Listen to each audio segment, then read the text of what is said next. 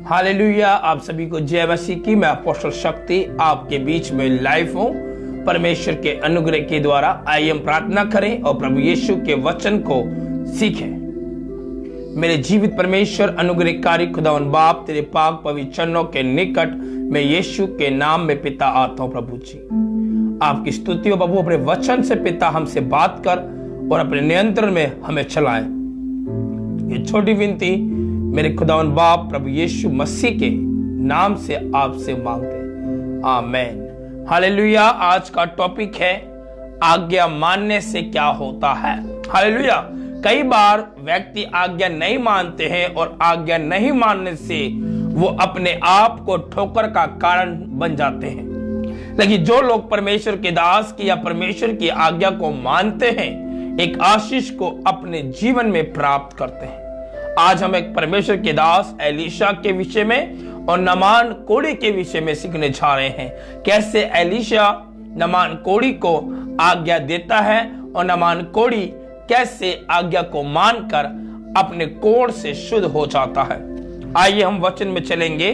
दूसरा राजा चैप्टर 5 उसका पहला वर्ष।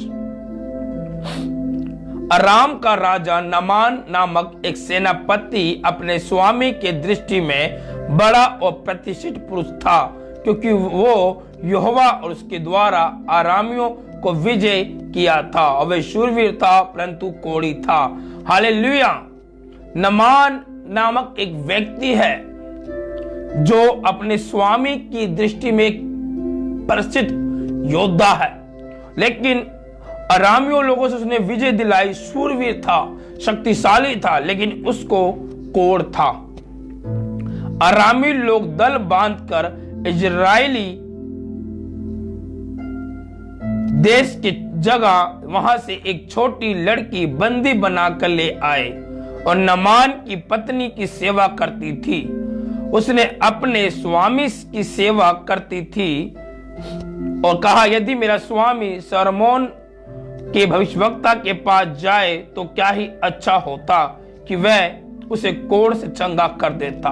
हालेलुया। इजरायली लोगों ने एक स्त्री लड़की को बंदी बनाकर लेके आए और नमान की पत्नी की वो सेवा टहल करती थी। तो वो अपने स्वामी के पत्नी से कहती, क्या ही मेरा स्वामी सारोमोन के भविष्यवक्ता के पास होता तो अपने कोढ़ से चंगा हो जाता। तो नमान ने अपने प्रभु के पास जाकर कह दिया, इजरायली लड़की इस प्रकार कहती है, अराम के राजा ने कहा है, तू जा, मैं इजराइल के राजा के पास एक पत्र भेजूंगा। तब वह 10 कीकर चांदी और 6000 टुकड़ा सोना और 10 जोड़े कपड़े साथ लेकर रवाना हो गया और इजराइल के राजा के पास वह पत्र गया जिसके लिखा था, जब ये पत्र तुझे मिले तब जान जाना कि मैं नमान नामक अपने एक कर्मचारी को तेरे पास इसलिए भेजा है कि तू उसका कोढ़ दूर कर दे। हालेलुया।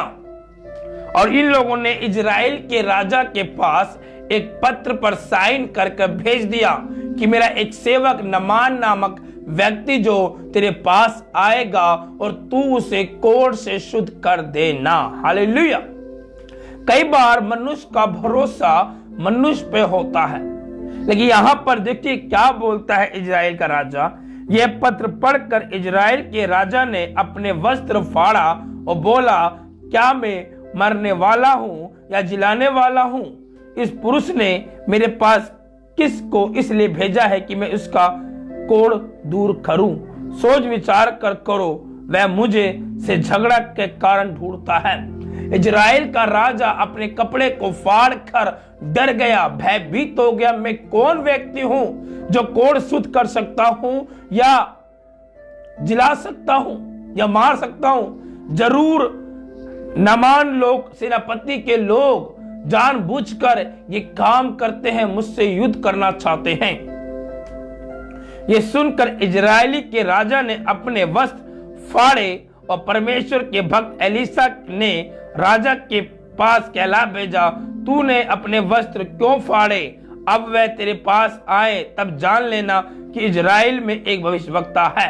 हालेलुया। इजराइल के राजा के पास एलीशा ने कहा, तूने वस्त्र क्यों फाड़े? जब वो तेरे पास आ जाएंगे तो तू उनसे कहना, इजराइल में एक ऐसा भविष्यवक्ता है।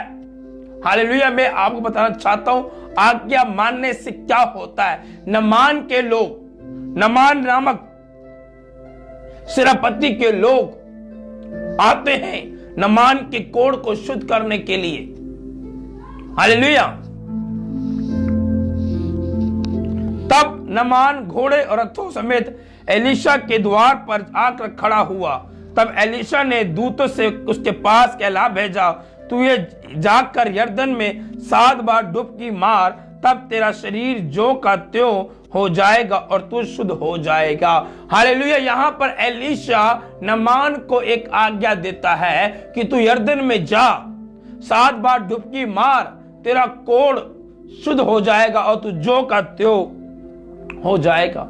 हालेलुया। कई बार परमेश्वर के दास अपने लोगों को आज्ञा देते हैं, लेकिन कई बार विश्वासी कलीसिया में लीडर परमेश्वर के दास की आज्ञा को नहीं मानते हैं, लेकिन फिर वो अपने जीवन में आशीष को खो देते हैं। यहां पर एलीशा नमान को कहता है, तू 7 बार जाकर यरदन में डुबकी मार, तेरा कोढ़ शुद्ध हो जाएगा और तू जो का त्यों हो जाएगा। हालेलुया।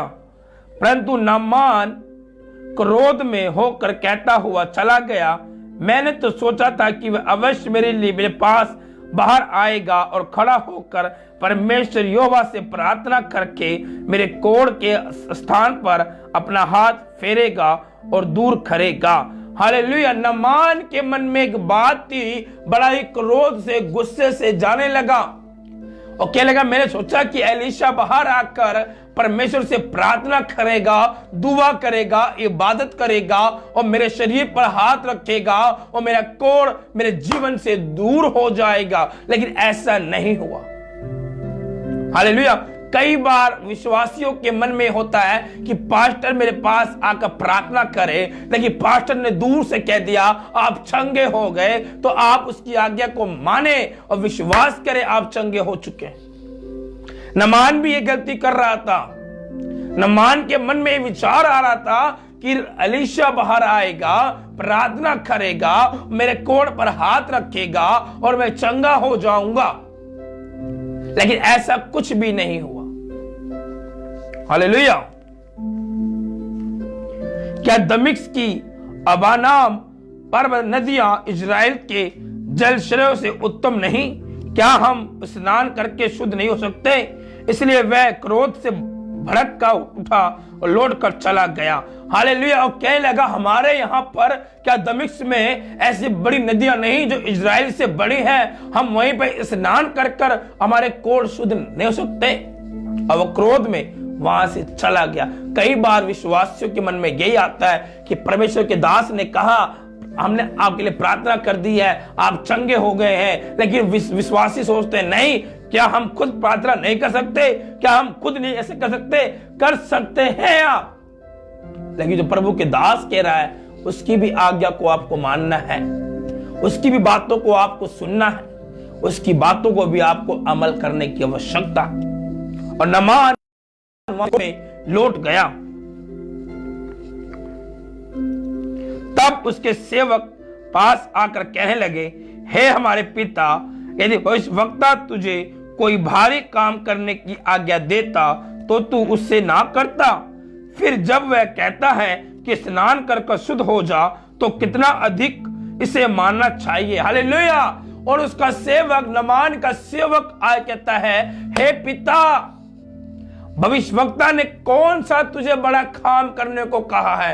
अगर कोई बड़ा काम करने को तुमको कहता तो तू वो काम ना करता। उसने कहा स्नान कर ले। सोच कितनी बड़ी बात है। जरूर इस बात में कोई दम है, जरूर इस बात में कोई आशीष है, ऐसा करके देख। हालेलुया। कई बार विश्वासियों को ये मालूम नहीं होता कि पास्टर क्या कह रहा है, बस हवा में बातों को उड़ा देते हैं। लेकिन मेरे भाइयों, आज गौर करने की आवश्यकता है, पास्टर ने क्यों कहा कि आप चंगे हो गए? पास्टर ने क्यों कहा आपके बंधन टूट गए? पास्टर ने क्यों कहा कि आप बीमार से मुक्त हो चुके हैं? थोड़ा सोचिए। यहां उस नामान का सेवक सोचता है, नदी में नहाने से कोढ़ शुद्ध हो सकता है। जरूर इस बात में कोई दम है, जरूर इस बात में कोई आशीष है, जरूर इस बात में कोई ब्लेसिंग है। मेरे भाइयों मेरी बहनों, आज आवश्यकता है हम परमेश्वर के दास की आज्ञा को माने।